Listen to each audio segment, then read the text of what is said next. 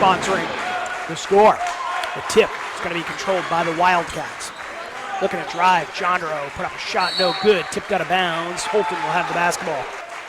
2-0 Cats, minute 15 into this contest.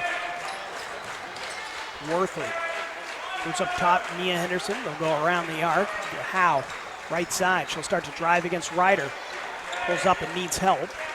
Ewings touches the ball for the first time. Presque Isle plays pretty hard-nosed defense, Tim. Another trademark for that program as Mia Henderson puts the ball on the floor, gets to the hoop, lays it up and in. Yeah, strong take to the basket that time by Mia Henderson.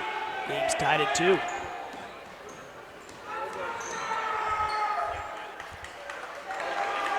And a shot on the other end. 4-2 Presque Isle. A little bank shot by Libby Morrow. Not sure she meant to do it, but still looks like a swish in the book. She's going to be patient as she's got the ball now all the way out near midcourt. Ewings found some room to drive. He's going to take it, lay it up and in. Good decision by Ewings. Great pass. Going to finish that. Here's Schoberg from downtown. She drains that.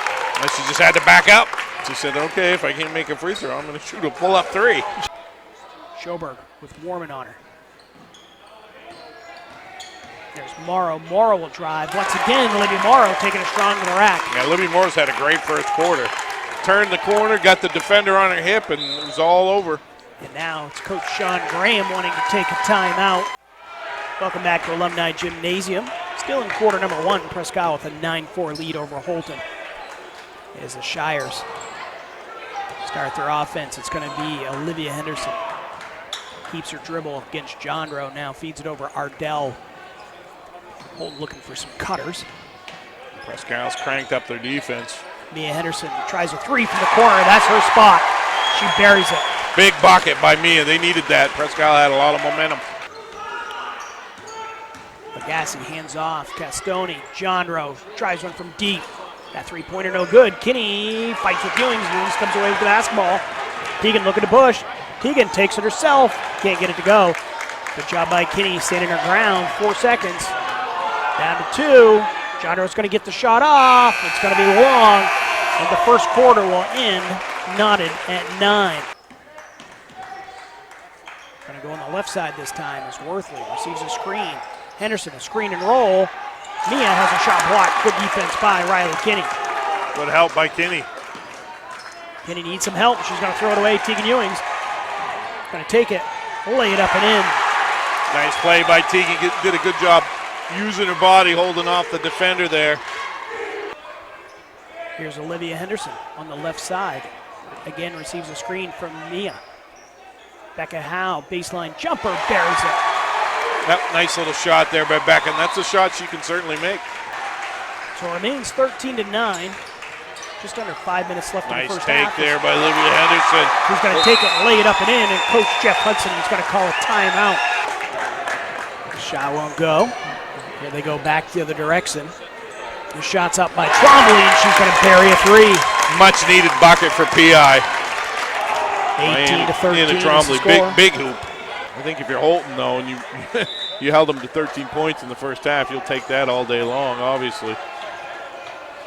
It's going to be Castoni touching the ball first.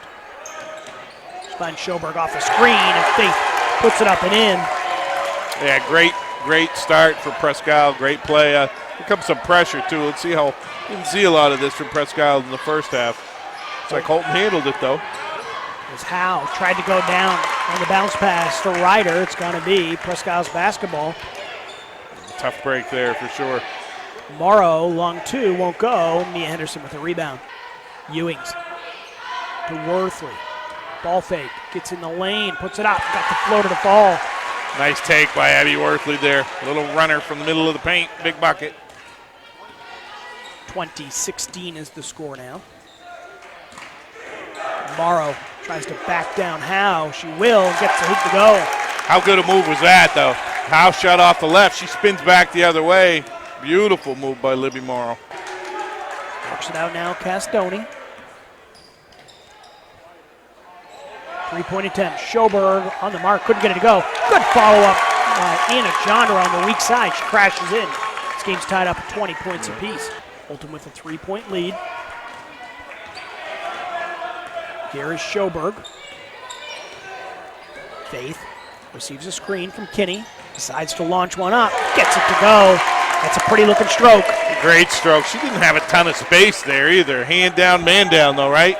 Didn't have high hands and she took advantage. We're tied at 25 as Warman working against Schoberg. Finds a little space, puts it up, can't get it to go.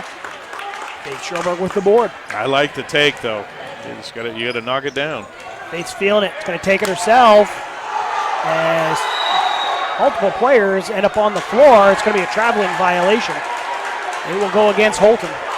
Neither coach is happy with that exchange. No. You see both of them are up and complaining. Yeah, absolutely. Sure are. Ewings again along two. No good. Rebecca Howe comes down with it. Henderson buries a three. Good kick out there. Nice stick by Olivia Henderson. Folks wanted to say that Howe went up and down. She did keep that pivot foot. Yeah, I think she did. I didn't see it as a travel myself from where I am. After the turnover, the Shires have it. 28-25. Ewings stops at the free throw line. Gives it up. Olivia Henderson, her floater won't go. Howe working the offensive glass. Puts it up and in. Good job by Becca Howe. Great left hand. Becca's got a nice left hand. Always has. 30-25 now. Minute 28 to go here in the third quarter. Schoberg finds a little space. Kicks it over Ryder. Can't get the bunny. Ryder, though, sticks right with it. Works it out now. Castoni. Kinney. Baseline jumper. She buries it. And Coach Hudson, quickly before the ball's put in play, calls a 30-second timeout. So there's under a minute to play here in the quarter. Castoni to Jandro. Anna works against Henderson. Puts up an underhand scoop shot. Got it to fall. That is a beautiful move. Good defense by Olivia Henderson, but better offense by Jandro. She's had a nice quarter. 6 points for her in the quarter. Big time play for a freshman. Houlton with the 1 point lead in the basketball. There's Warman. Works around Ewings. 3 point attempt up. Henderson gets it to go. Ball will come in. Olivia Henderson. She'll look up, check the clock. 4 seconds. Down to 3. It's a handoff to Ewings. She pulls up from the free throw line. Got it to go. The Shires end the quarter on a strong note. They're going to take a 35-29 lead into the fourth and final quarter. Back live here on WHOU. We are ready for fourth quarter action. It's Houlton with a 6 point advantage, 35-29.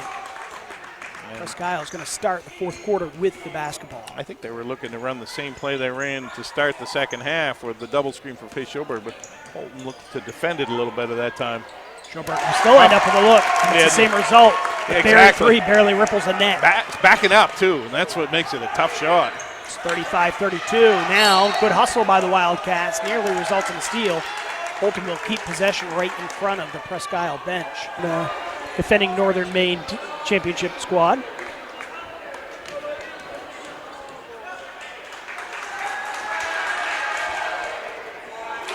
Missed free throw for Morrow. He's going to keep it a 3 point game.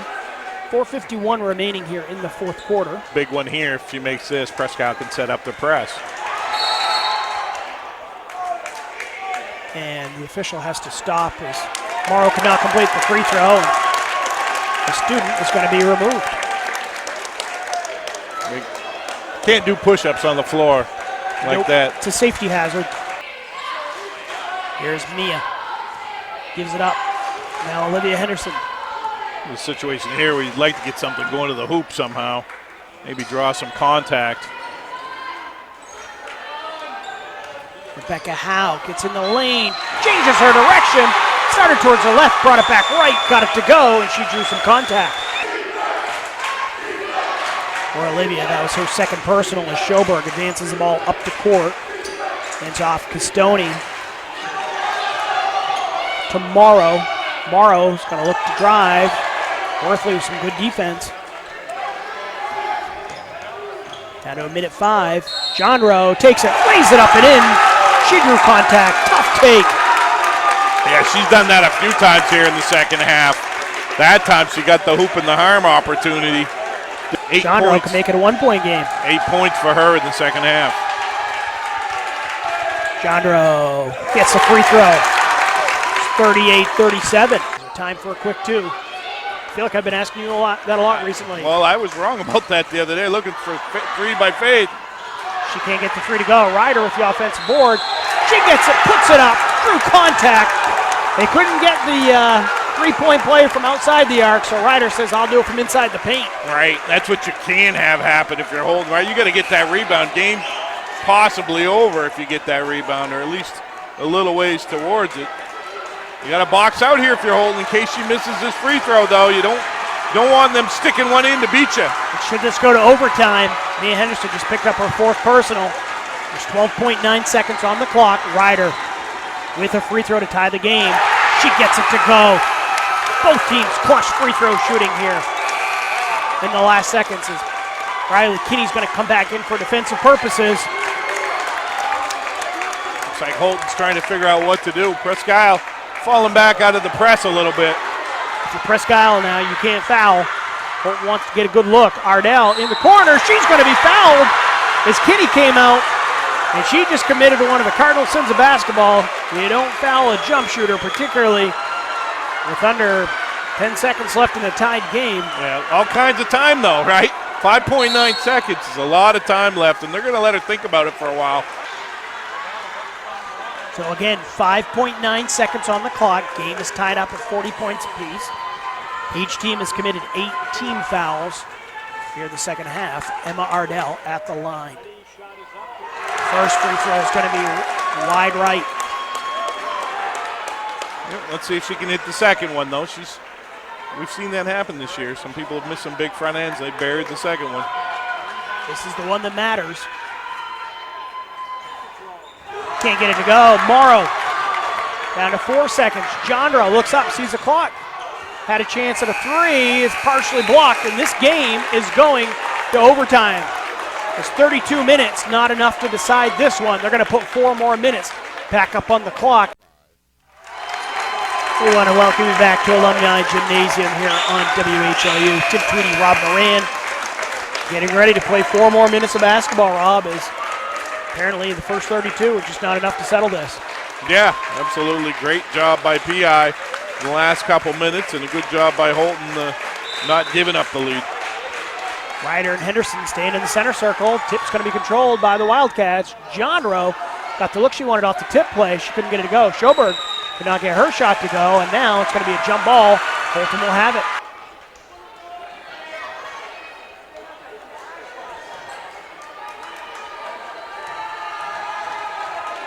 Morrow, her second free throw is no good as well, but Castoni with the offensive board, and Wildcats are going to get another crack at it. Now down to a minute on the clock, and a reaching foul will be committed. Olivia Henderson with the bump. Castoni can't make either free throw, but an offensive look. Castoni gets the putback up and in. Presque Isle leads by 3. It's 43-40. There's Olivia Henderson. Got a second free throw coming. Gets her team back within 1. I know I'm a broken record, but it's hurt them here in the last minute or so. Castoni, 0 for 2 from the line. Houlton can tie it up with a free throw, take the lead with a made field goal. Coach Sean Graham wants to make sure he talks things over. We'll see, though. They got to have a good defensive stop. For the Shires, it's Olivia Henderson. Olivia looks to hand it off to Warman. Warman takes it, puts it off the glass, no good. Presque Isle has it. Holt's going to have to quickly foul Schoberg. Down to 5 seconds, and there's the foul committed right at midcourt. It's going to be Castoni going back to the line for 2 free throws. Her team up by 1. Castoni with the 1-point lead and a free throw coming. Makes the second. 44-42. Down to 3 seconds. Houlton's going to have a shot. Worthy lets it fly from midcourt. Can't get it to go, and it's going to be the Presque Isle Wildcats making a trip down to the Shiretown. They're going to pick up a 44-42 victory in overtime.